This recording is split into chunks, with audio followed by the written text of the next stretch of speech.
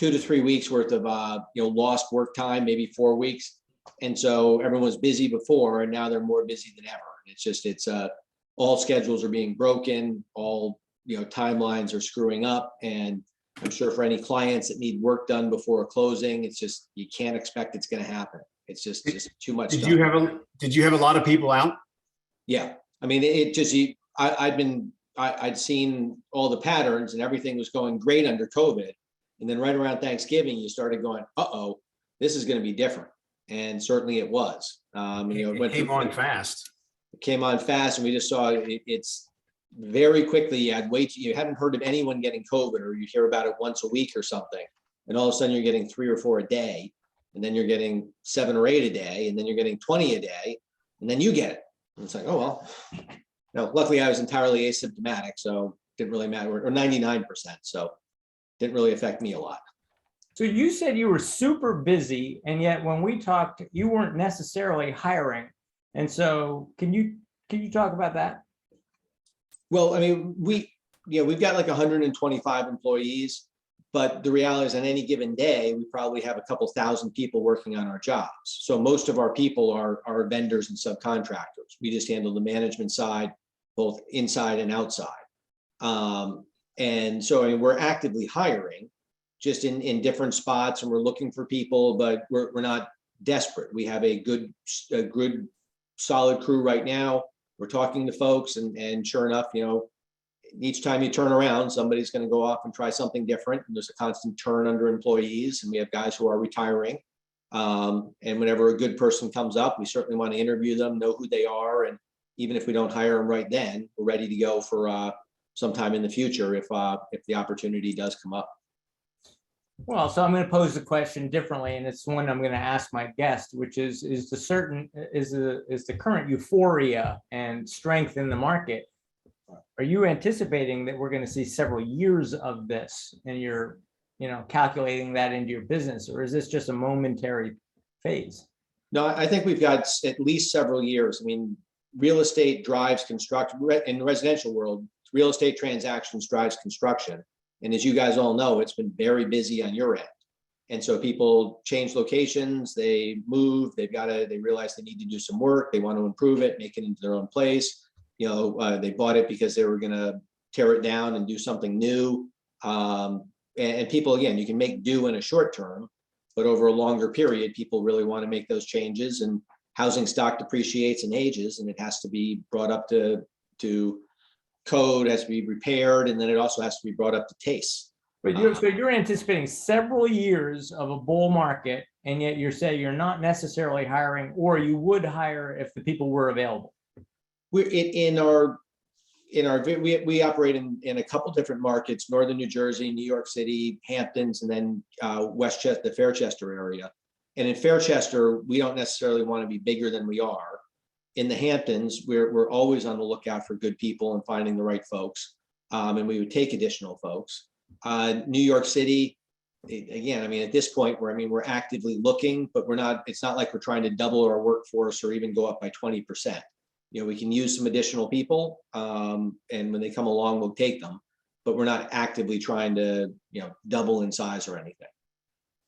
We prefer to go for better jobs at better margins than trying to drive top line growth.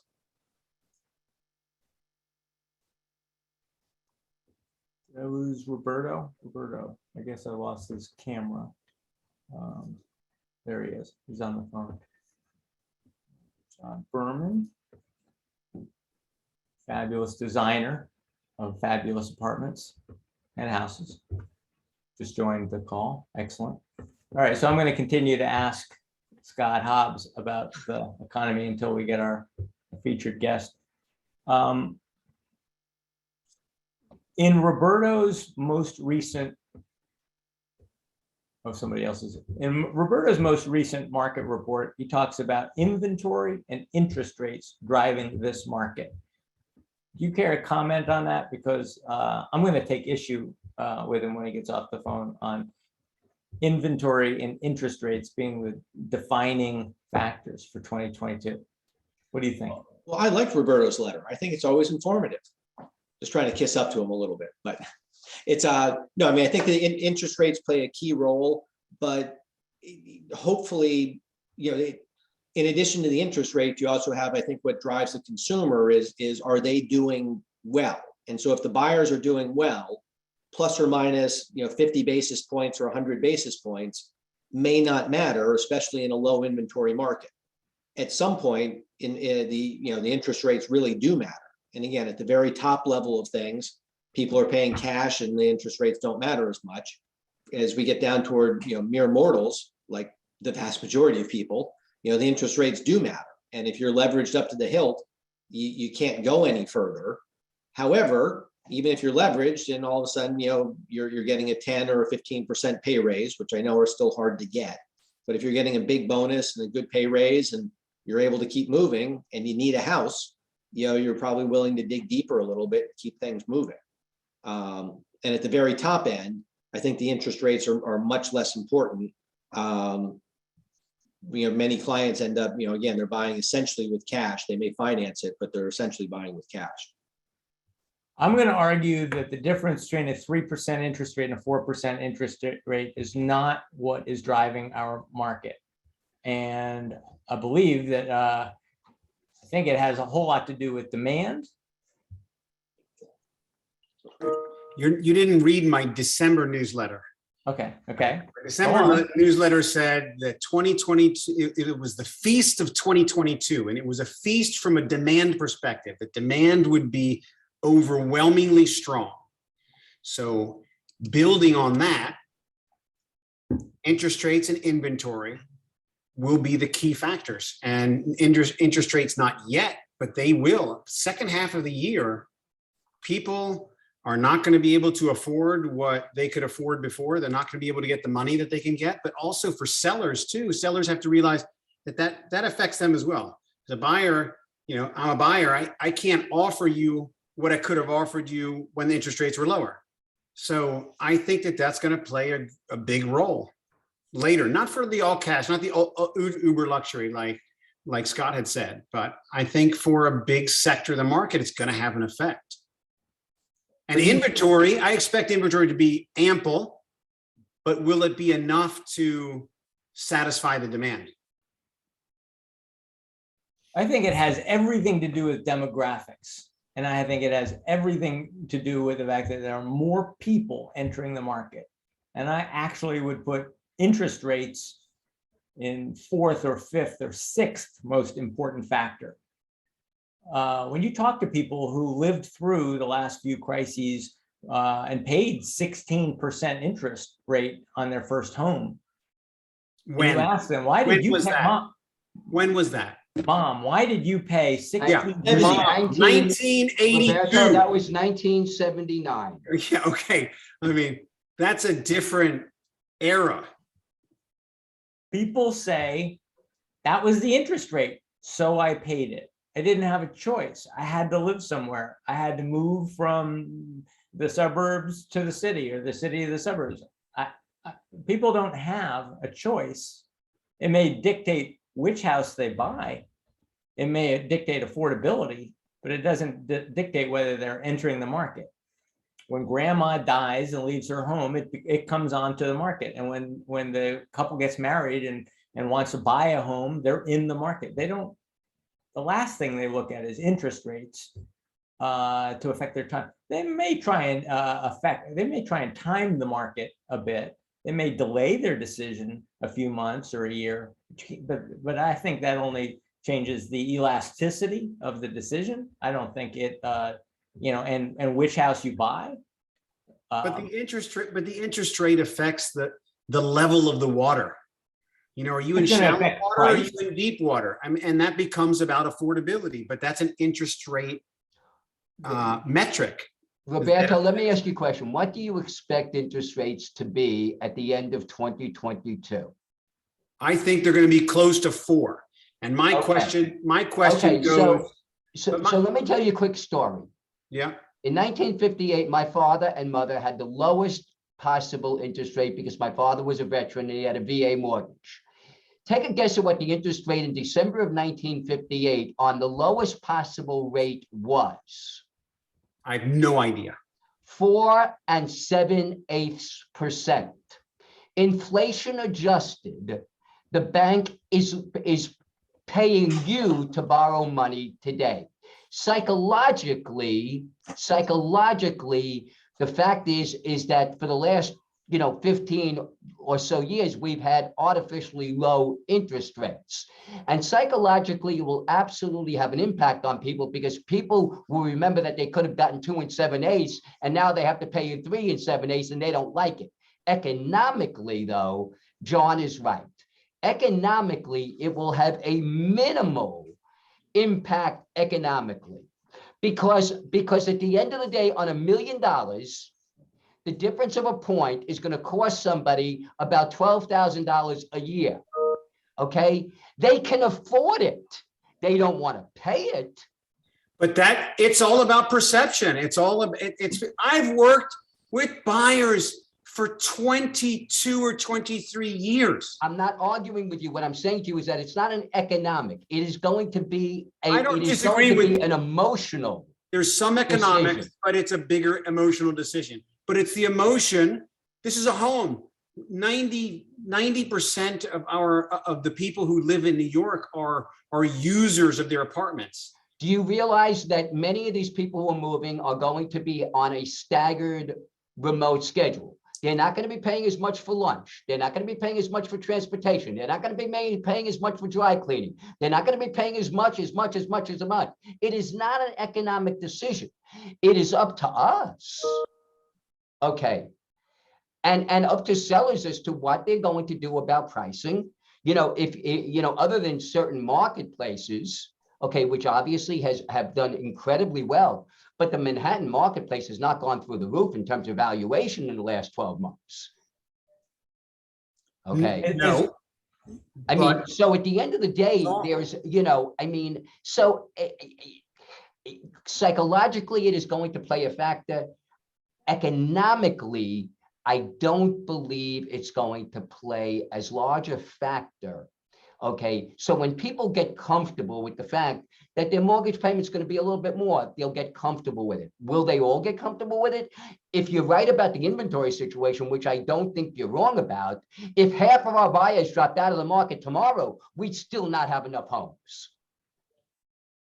So at the end of the day, it's the demand factor will negate the cost factor. But the two factors working, interest rates and inventory, I'm telling you, it's a huge psychological factor, and that is a bigger factor than I think. It's a bigger component than and unquantifiable that you're not considering. So let me pose it to you a different way. And you're just reflecting on your last 10 buyers or your last 20 buyers, and they're thinking about buying an apartment in New York or out in the Hamptons, and they're deciding to time the market. Is it a greater influence, the lack of inventory, or is it a greater influence, interest rate changes? So if they believe interest rates are rising, there is an easy answer. It's an easy answer. Interest rates have not been an issue for years, so it's not even been a part of the conversation. Well, let me pose it to you this way. On the one hand, it's a profound sense of urgency. I want to buy now because interest rates are rising. But if I buy now, I feel that I am competing for a property with so many other buyers that I may overpay. So you have two different and opposite tendencies. I think I'll wait, but interest rates will harm me. But if I wait, I might get a better deal in the market. And I think what you're seeing is people are saying, interest rates don't matter. If I can find inventory, I'm going to bid on it. And I think that regardless of, this is what I think. You want to buy now because in 2, 3, 4 years, the market will have will have appreciated, and it will be more expensive to buy then than it is now. Now, interest rates, I still think that even if interest rates rise, I think that will continue to happen. They'll both rise. The question is, and I don't think it's going to happen, but I wanted to ask Kent this specifically. Is there any plausibility or any scenario that you see where interest rates go to 5 or 6? And if that happens, what is the effect? Because that is a big change. We're negating a very important part of this conversation. And the other I word didn't come into the conversation, and the other I word has to come into the conversation. The other I word is inflation, because hard assets do incredibly well during inflationary times. Okay, hard assets meaning precious metals, meaning real estate. Okay, so if the inflationary spiral continues, I was going to say if we're in an inflationary time, we are in an inflationary time, that is for sure.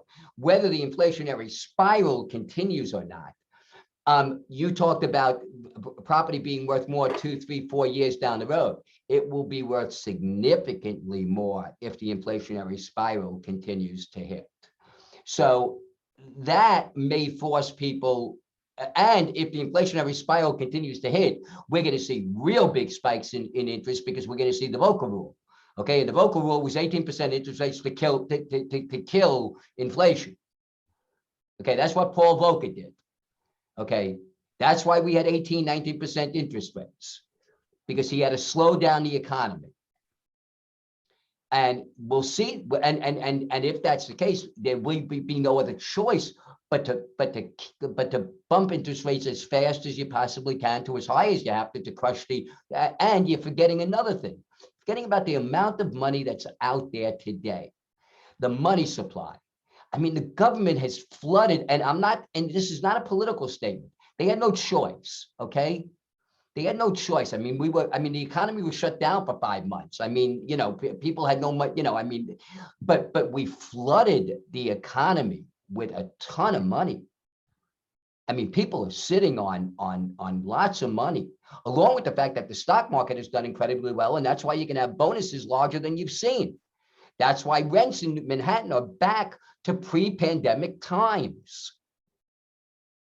There's a lot of money out there. Are there other tools to slow the economy? I mean, interest rates are There's no other way to get that's the money out gas of the pedal, economy. There's no other way to get money out of the economy other than to get rid of the debt. There's no other way that I know of. That's a great Heym question. I mean, but as far as I know, the only way to stop an economy from too many people chasing too few goods is to jump interest rates. It's the only way I know. I can't tell you that I'm 100% right. Well, Roberto, the other thing that actually, I'm not sure how depending on the market, but regulation's the other way to slow the market. And I think there's a huge, there's actually a conflict going on right now inside of most zoning issues, that people are really pushing for affordable housing. They're trying to push affordable housing, accessory dwelling units, and some stuff that actually it'd be nice, but that's handling a very tiny section of the market. And it's really kind of government sponsored and subsidized housing. Whereas on the private side, it seems like the government's doing everything they can to go ahead and just layer on more and more burdens and taxes and fees and other stuff on private development, which means that whatever exists today, it's harder to build it and harder to do replacement. So I would say that the regulatory side actually is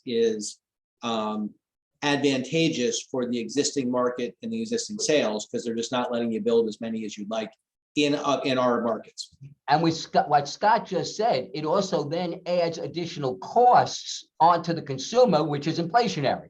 So you got a circle that doesn't stop, because the regulatory fees means that, I mean, somebody's got to eat it. Okay, so usually it's going to be passed on to the consumer, which drives up prices, which makes things more inflationary. So it's that vicious cycle. Yeah. Do either of you New Yorkers want to comment on regulation and the Eric Adams administration coming in now? Are we going to see a period of deregulation, or has he signaled that he's going to be putting gas on the fire? I mean, have we seen any signals as to what the New York economy is going to be like under Eric Adams? That's He's gonna exactly take what I his was gonna pay in say. crypto. I mean, That's exactly what I was going to ask Kent.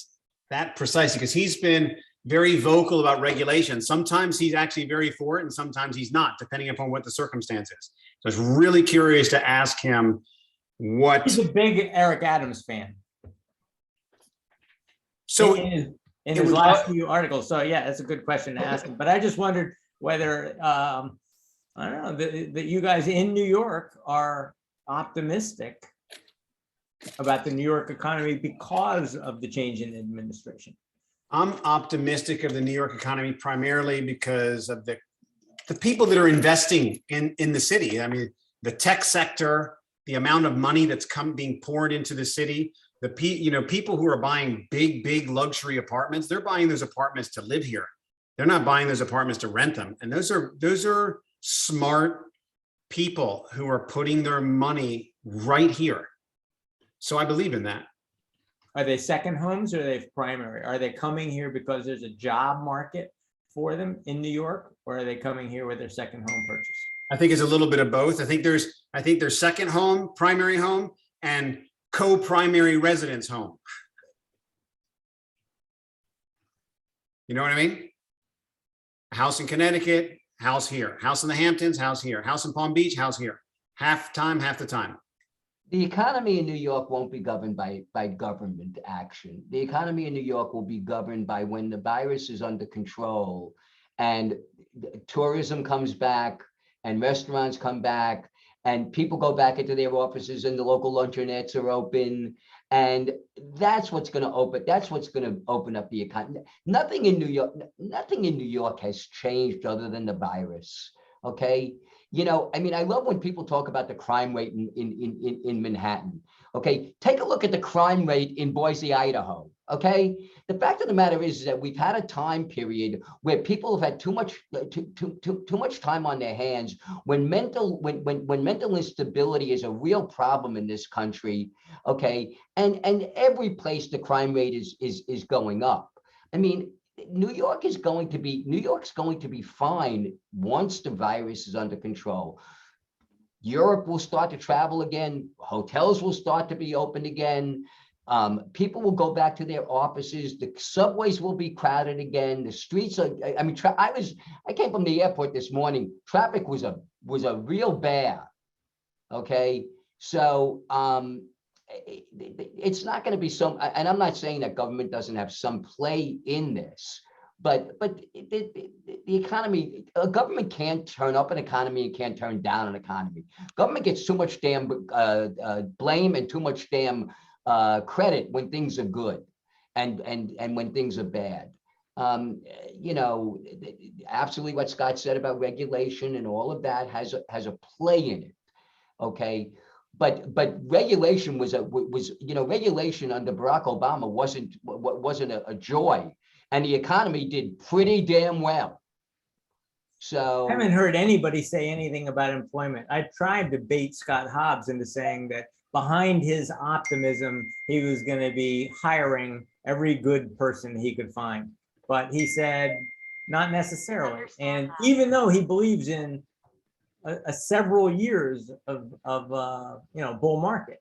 So how do you support this fabulous New York economy and this fabulous New York and suburban real estate market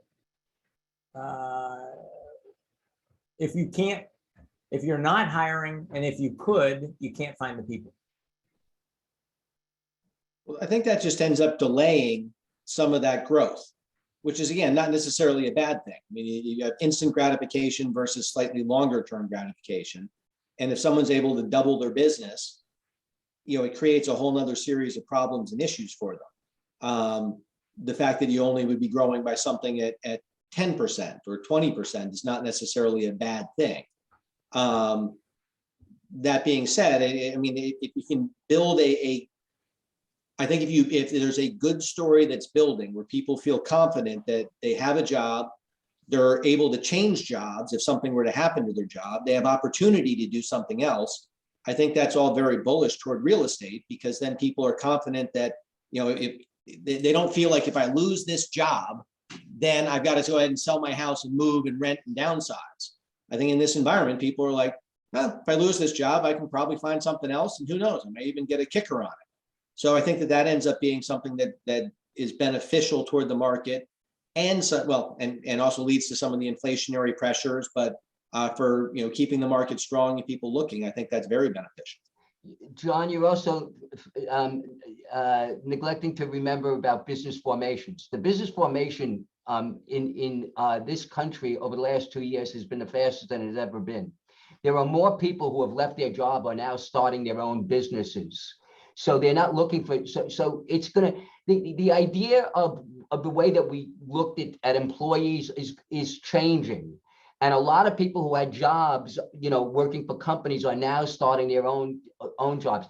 And Scott Scott also said he's looking for contract workers. It's not so much that he's not looking for people. He may not put them on payroll, but he'll hire a subcontractor. So it's a little bit more broad than just the employment factor. It's also a business formation situation. Tony Fox.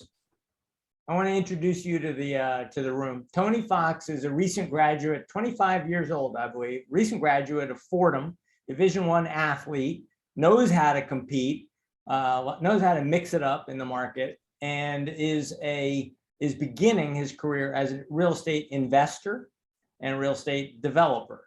And so he came intending to ask Kent some questions. So can you talk about your decision and that of your peers coming out of Fordham and coming out of college into the market now, and the tendency to start your own business versus the tendency to get trained by an established business? Sure. So thank you for the opportunity. First off, definitely excited to be here with all of you. So being at Fordham University, being in the heart of the Bronx, taking classes down at the Lincoln Center, I'm fortunate enough to be exposed to an abundance of entrepreneurs, very progressive, forward-thinking individuals. Fordham has a great, list of professors that I heavily relied on as well.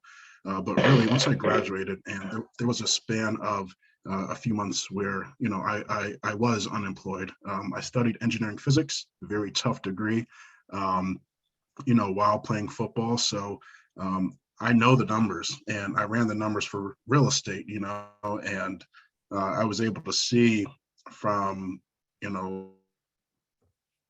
whether it's a duplex or 100 units, the scalability, so scaling was a huge factor for me, and being able to build, one, a sustainable business, two, make an impact directly in a community and over individuals' lives is very important for me. I'm an avid volunteer. I sit on 3 nonprofit boards, so love to give back. And to me, there's no better way than, giving someone a decent place to live. I've been through house fires myself, so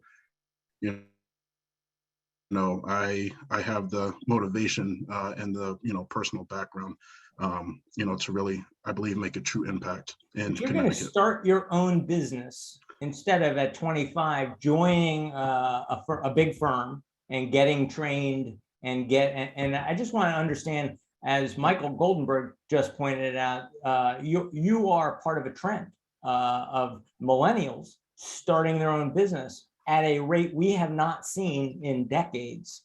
And I think part of it has got to be that you're looking at the alternative and how much assurance do these big firms give you?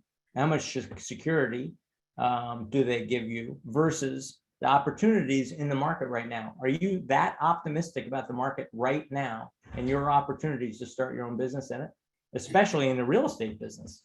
I am. I think it goes back, one of the points that Michael said earlier, inflation. Real estate is one of those hard assets that you can really carry over time. For myself, I actually was outbid on a couple properties this past summer and over the last year. So what I did was I took advantage of the marketplace and, purchased a primary condo for myself. So now I live in a, good area, very happy. But, my goal is to really get back out on the market, look for a commercial property, mixed use space.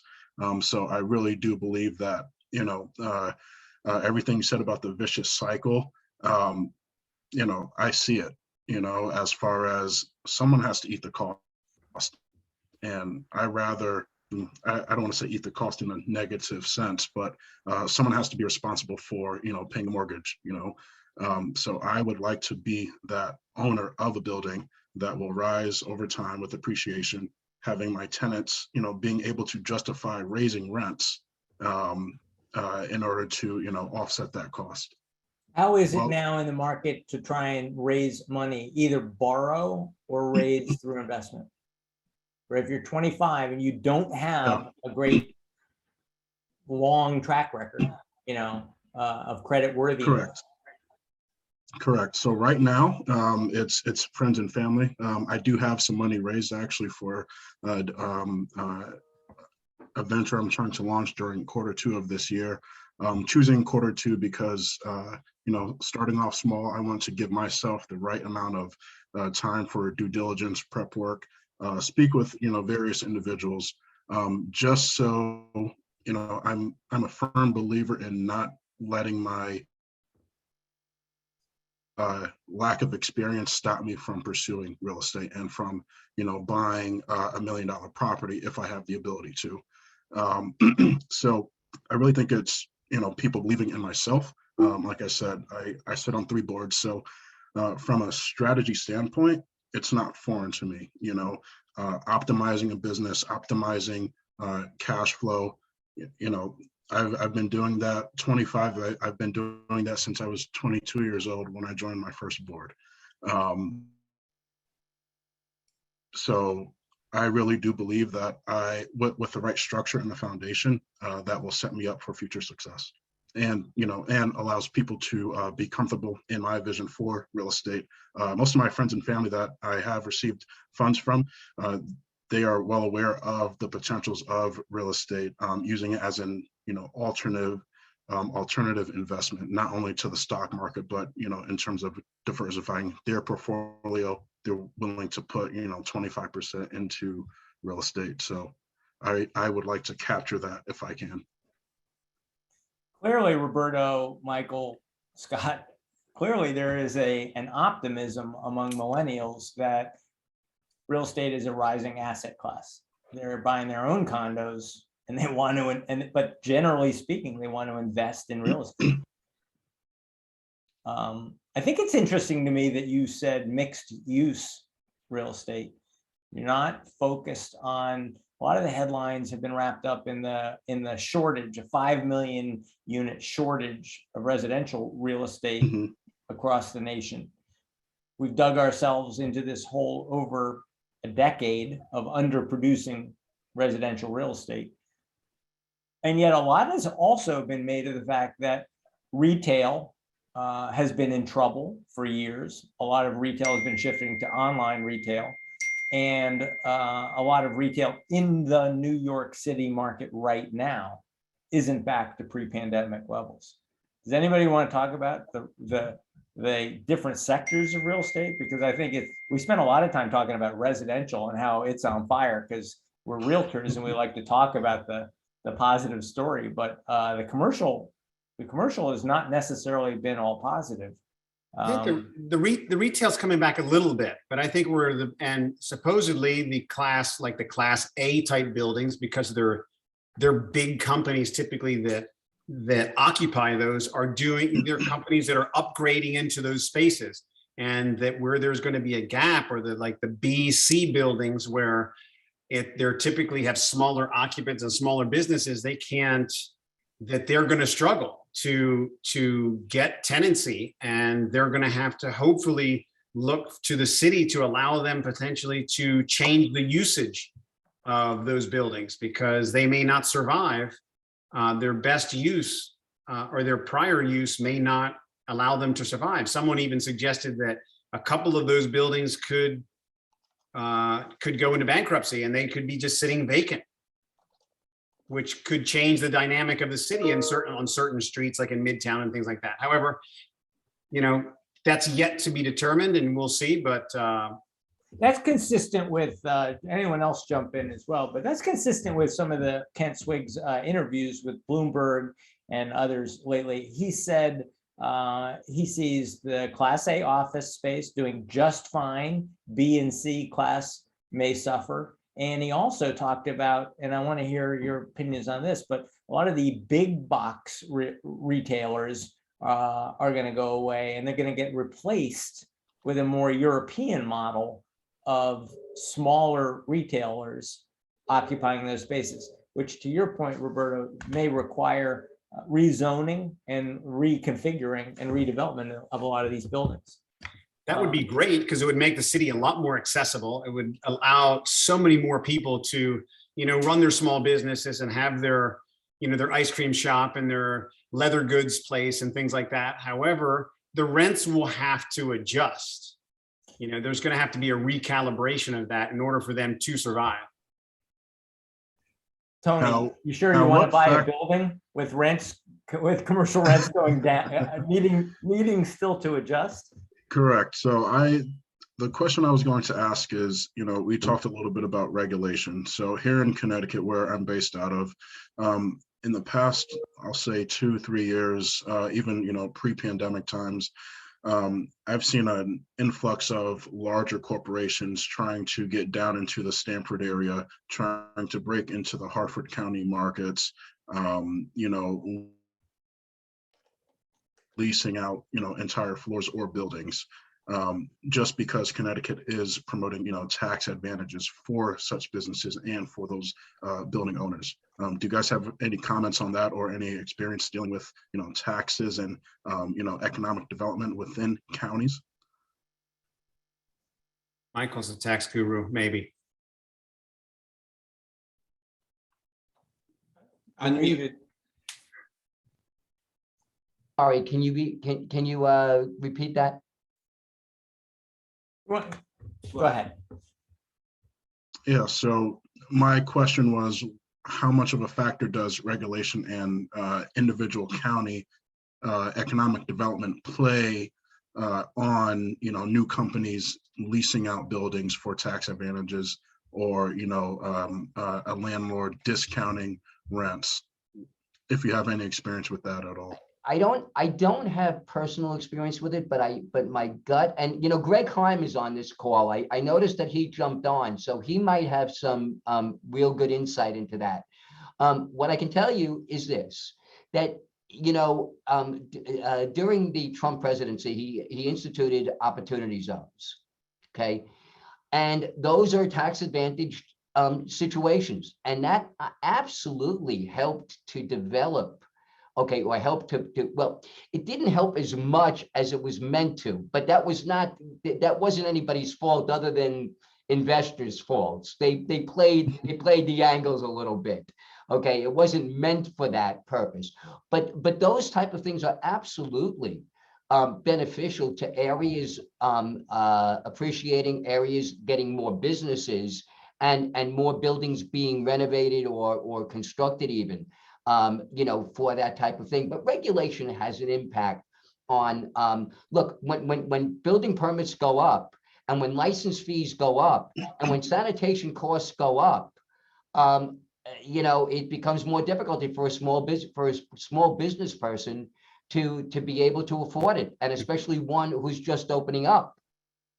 Sure. Now, so it's got to have some impact. I'm going to answer that question, but briefly. Please.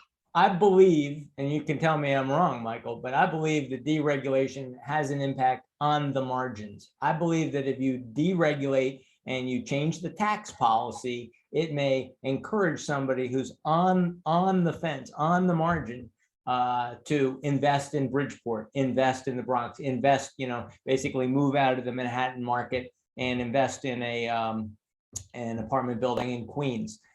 But I think it only encourages somebody who might already be moving in that direction. Deregulation and tax policy is not enough to drive the Bridgeport market. to turn a market around. I mean, I think it only, it's the icing on top. Agree, Michael? I think you're right. Yeah. And you know what, and it's not just in challenged areas, even in some of our most affluent towns, I have seen builders, guys like Scott Hobbs, come in and say, I'm not betting here because there is no certainty that I can get my project done. I may invest 3 years of my time going through planning and zoning only to be turned down at the end. And so you, New Canaan, you, Darien, you places are anti-development. You are not encouraging of development. You've made that very clear. And so therefore, I'm going to take my investment dollars, elsewhere. So that's an example of the private sector responding to friction, uncertainty in the market. I say that because we had a developer who built 6 condominiums on Forest Street. Means nothing to you. But I said, how do you feel about that? You got a great price for your condos. And he said, doesn't matter how good a price I got, I wouldn't do it again. Why not? He said, too much uncertainty around the project. And I think that's really important for all of these 140 towns in Connecticut to realize that builders are taking their money to the next town when we make it too difficult for them. Tony, that was one quick comment of in Connecticut, there really is no county governance. So it's each municipality is their own, and some municipalities are openly hostile to development. Others are actually more accommodating, and a place like Stamford and Norwalk tend to be a little bit more on the accommodating side.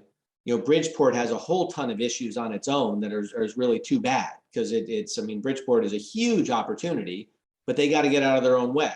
Otherwise, it's not an opportunity. And, there's a friend, a very wealthy friend, and, he's investing in like Russian and Venezuelan real estate. And it's like, are you out of your mind? How can you possibly do that? And he goes, no, look, I understand the market. And when you look at the potential returns versus New York City, where like New York City has a 3 cap rate, and you're like, a 3 cap rate? I mean, what's the upside? How can this work? But it's kind of solid gold if you have it. However, of course, trying to develop it, you try to go through landmarks, and it's just you have years of understanding what happens and what can go on. So in some way, maybe Russia, Venezuela is a much better market with much safer returns, which is kind of crazy. Did he mention what kind of returns he was getting? I think he did mention a couple of things, but you're up into at least double digits. But his surety on it was much higher because he understood what he's doing, where he is, and the old classic, if you're buying at the bottom, it can go worse. They can actually take it all, and then who do you go to fight with? Right. But New York City, if the city government says that you can't do something and basically steals your property without, essentially steals your property, you got 5, 6, 7, 10 years to fight it out in order to try to get it back.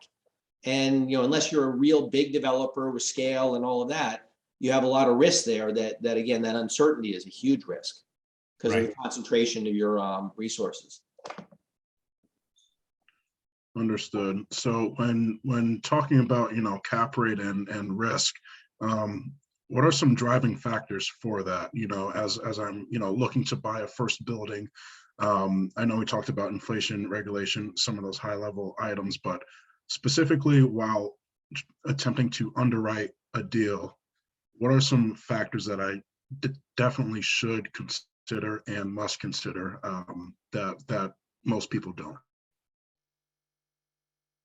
I think one of the dangers inside of real estate for new investors is that there's a lot of existing investors and a lot of people who really know what they're doing in each market.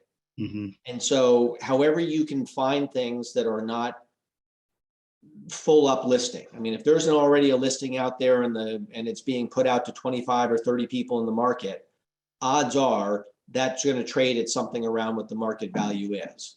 If you're able to go ahead and find some way to connect with somebody who is with an off-market transaction, and you're able to bring value to that deal, then you have a much better opportunity.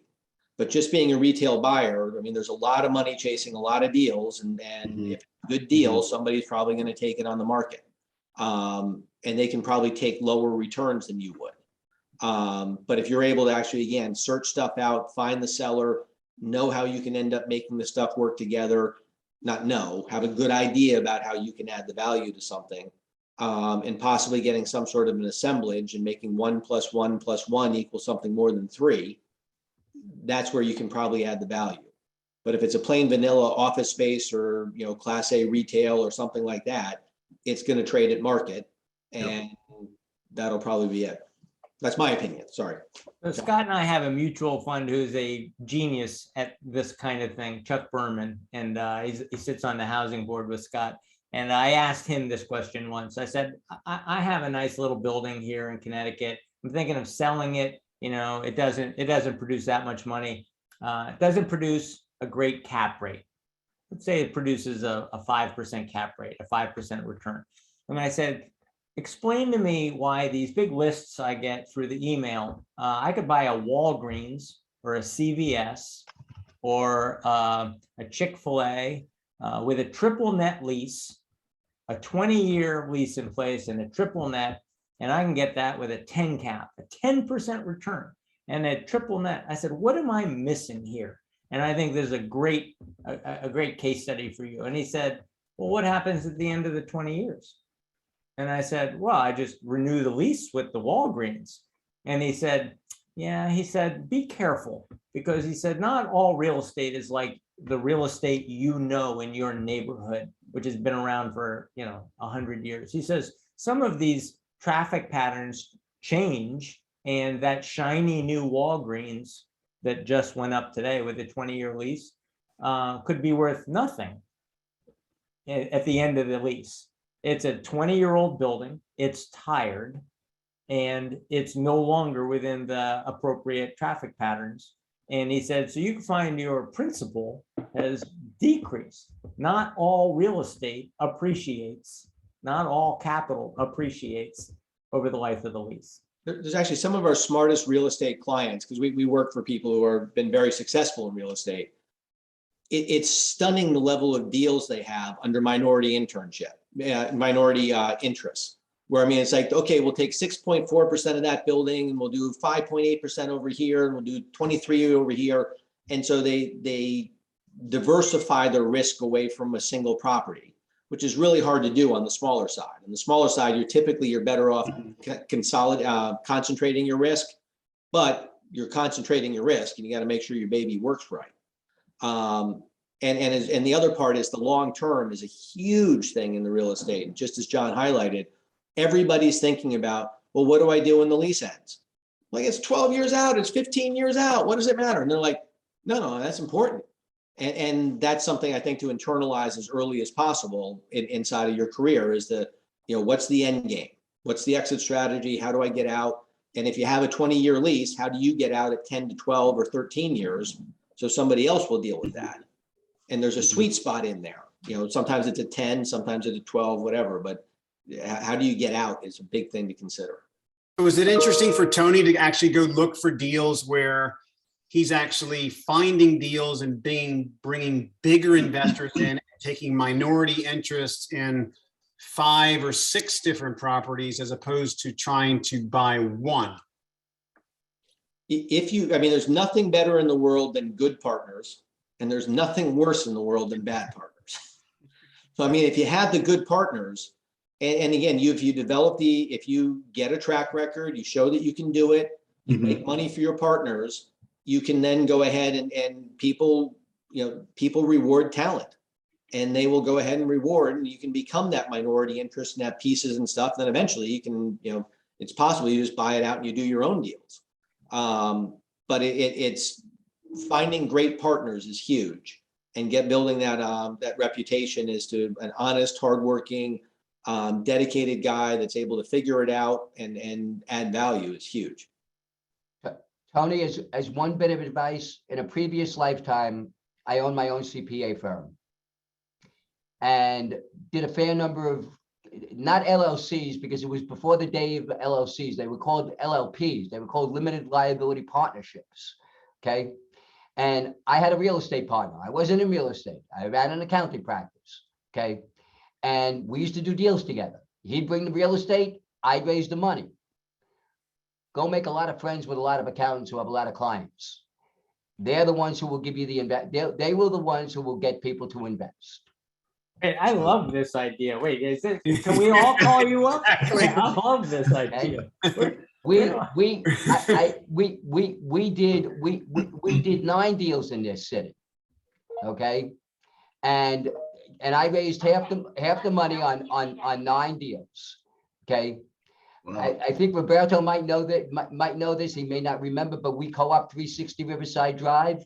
Okay, we owned 3 buildings on West 45th Street and still own them between 9th and 10th Avenues. Okay, down in the village. All right.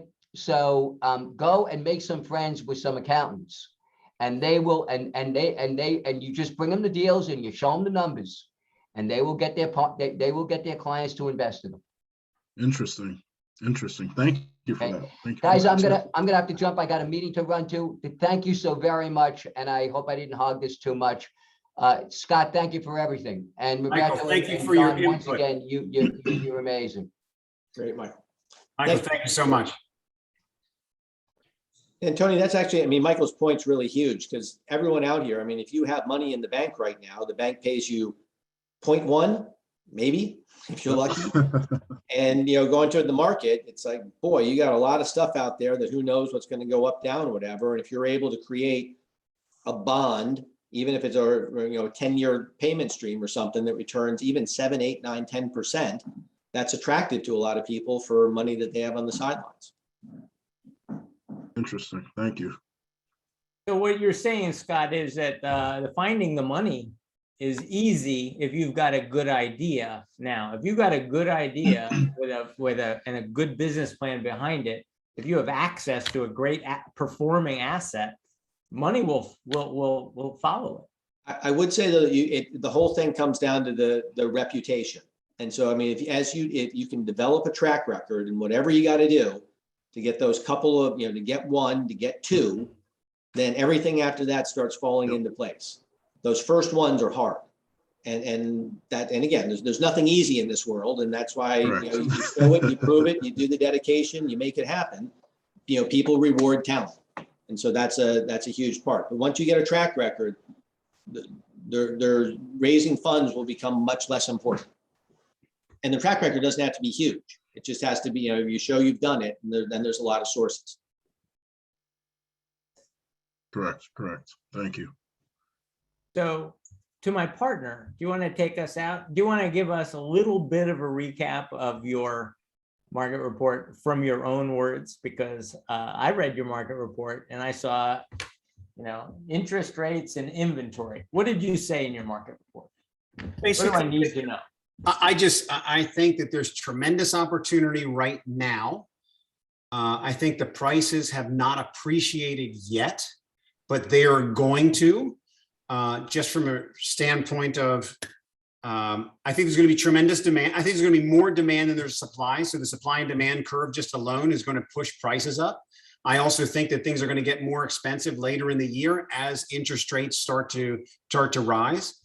I don't think that we have seen foreigners in really any form yet. I mean, some have leaked in, but I'm starting to get calls from foreigners who are slowly starting to come in and slowly starting to engage.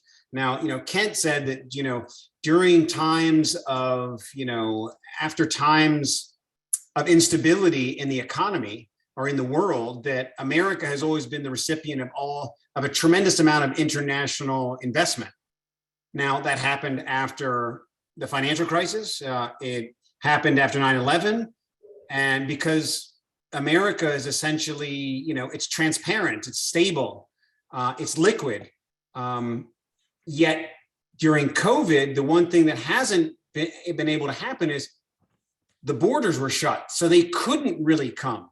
So now as the borders open and COVID starts to hopefully clear, my question is, will there be a pent up demand of foreign purchasing that really infuses demand and really makes it difficult. So there's an opportunity right now to get in.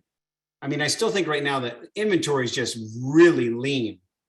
But hopefully in the next several weeks, as what is typically cyclical, that by the end of January, February, March, we're going to start to see a tremendous amount of property come on.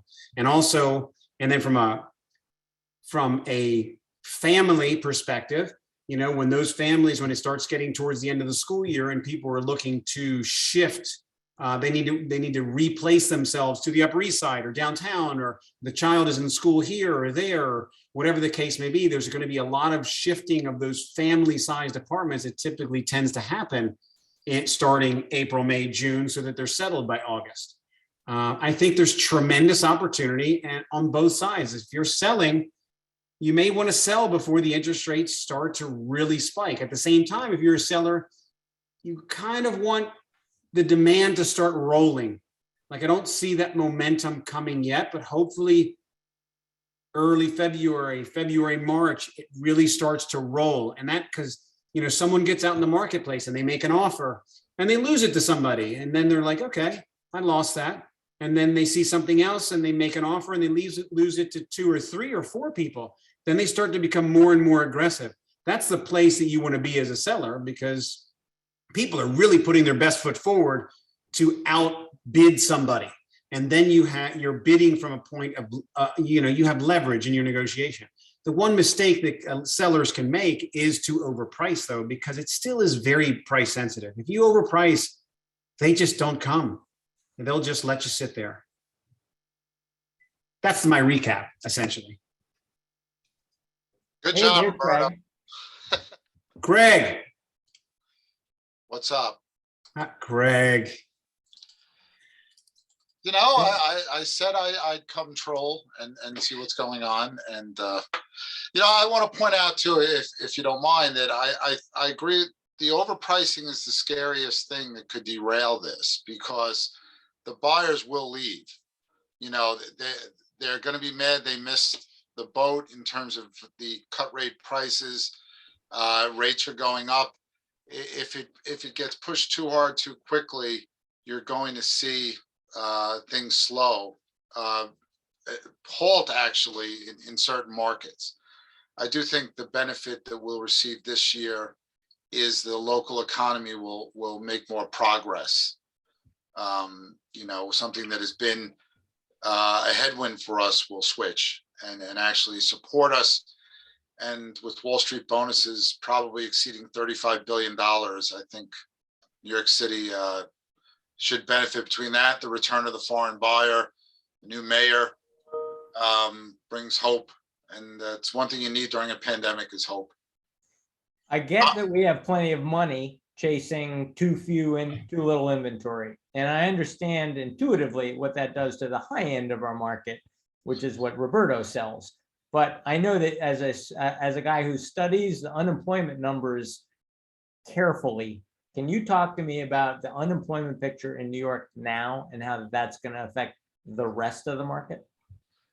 Well, you know, the national unemployment rate just fell below 4%. You know, so that's had an amazing comeback. New York's unemployment rate, we'll find out next week New York City, what it was for December. The number's not out yet, but in November it was 9%. So like a lot of large cities that were hit hard by the pandemic, it's going to lag. And, you know, there's 2 aspects to it. One is to have hiring pick up again. And it has, it's just going to take a while to undo that damage. But the other thing is getting the people back into the city working. You can tell by my fake background and my Yankee, you know, pullover that I'm not in the office, right? So I think that it's those 2 things. You know, we thought by now that about 2/3 of Manhattan office workers, and there's 1 million of them, would be back in their office. That number at last count was less than 30%. Right now, it's probably 5 to 10%. So that you need that to help support the city's economy, the restaurants, especially now when, even though the doors were more opened in November, Omicron has made it so, you know, tourism again is going to take another step back. But obviously the jobs here do support the whole region. And I think it's, if we can continue to make progress, it'll help us going forward. But I don't think New York is going to see rates as low as 4%, unemployment rates that low for a while. It's just going to take that much time. But But with New York will persevere despite relatively high unemployment. Yeah, I mean, look, New York City's unemployment rate is usually higher than the nation's, although it's interesting to point out right before COVID, it was lower. We had an incredible time of prosperity here, which actually hurt our market before COVID, because without a recession, prices don't adjust. We went, so long without a recession, sellers just became too emboldened, and Roberto knows this as well as anybody, the high end froze up for 2 years. So getting back to pre-COVID levels is not exciting for a lot of us. We want to get back to, pre-COVID levels when things, and the inventory, having a lot of inventory right when a recession hits you is a good thing from a sense that prices adjust real quick. You get back to normal in terms of where prices should be relative to demand and economic conditions, and then they don't rise too fast. The problem, the rest of the country, like your markets out there, John, and Florida and Long Island, where I live in Westchester, is there was no inventory to begin with. People took a 2-3 month pause and then started buying homes again. And prices rose dramatically. They couldn't build new homes fast enough with lumber prices and shortages of materials. Having a lot of inventory is a good thing. When you come out of a recession, it forces sellers to face reality and gives buyers options. And I think as New York City continues to come back economically, that's really going to help us. The foreign buyers returning will really help us. The MTA getting $6 billion from the federal government will help us because it's a mess. Hopefully. But they have an $18 billion deficit, right? You don't look at that. Look, we owe almost $40 trillion as a nation. Anybody that keep anybody awake at night? It doesn't keep me awake. Nothing keeps me awake at night. I get tired very quickly. Roberto's hair still looks great. It's not worrying him. I've got hair. That's all I'm worried about. Well, I number mine so I can tell if I lose it. I did just get a haircut recently, but I don't know if you guys in New York know how broken the Connecticut market is right now. Last week in Darien, a house came on the market and had 89 showings over the first weekend and 24 offers. That is a market so far out of whack that what price point? It causes what? What price point is that? At that magic $1.5 million price point. The problem is that professionals like myself are losing confidence in our ability to price in a market that is so volatile. I can go in and price a house, and the next agent will say a number 10% lower, 15% lower, or 15% higher. It's happening all the time, and I'm proven wrong every day by a factor of 10%. Every day, I'll price something. I'll price the $4 million house and find it sells on the first weekend for 4.5. And yet I have a $750,000 house on the market in New Canaan right now. It's the cheapest house in New Canaan. Why didn't that get 89 showings this weekend? 9 people came out from the city to see it. I'm not complaining, but you cannot predict. Why doesn't a $750,000 house get 89 showings?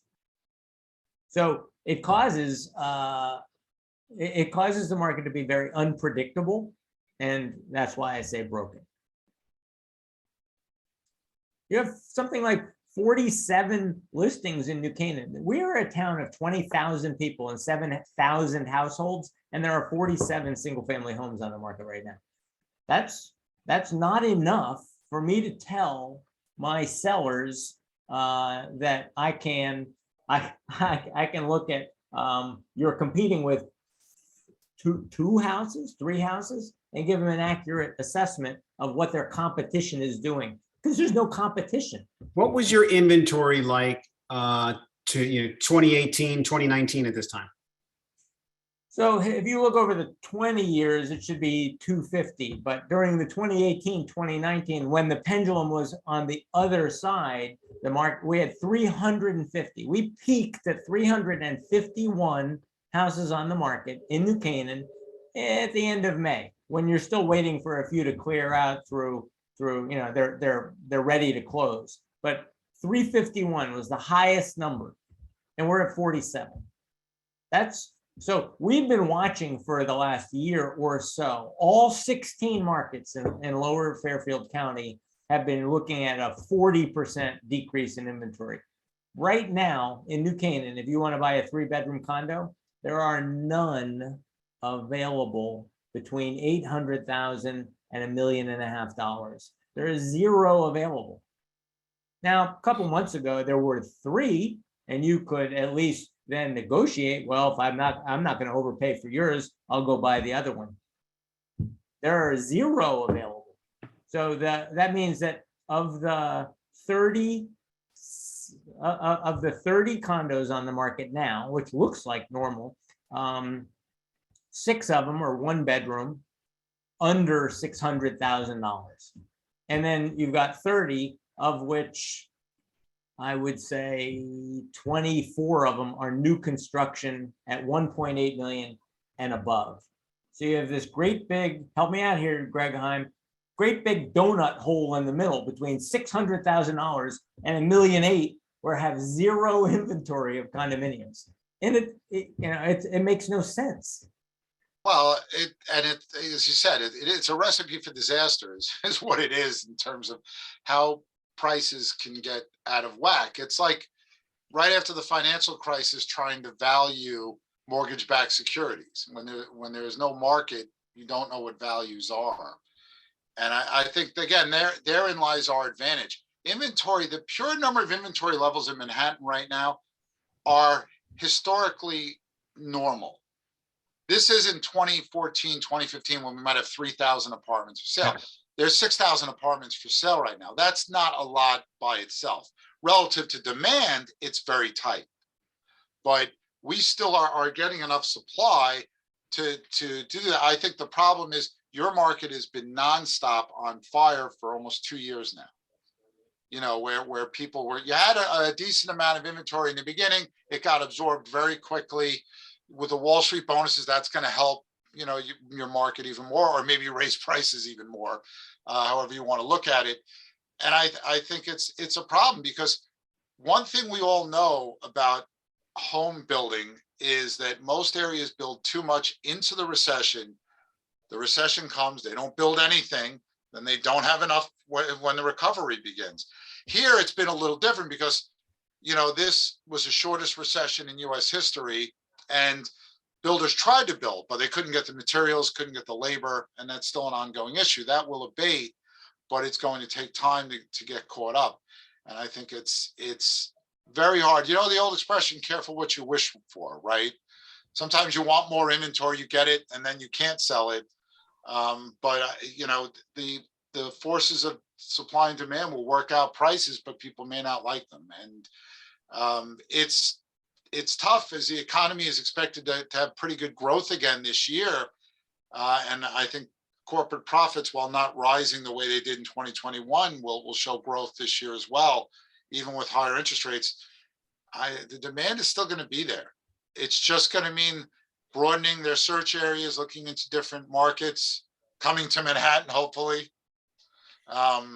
Just kidding. I win no matter where they buy. But I think it's, they're going to have to adjust their expectations and move quickly. And better than me, John and Roberto, buyers don't like to feel like they have a gun to their head, and they have to pull the trigger on a transaction or they're going to lose. But they're learning that lesson in Manhattan. I keep hearing it every day from frustrated brokers who keep taking clients to see properties who they want to think about, and then they're gone.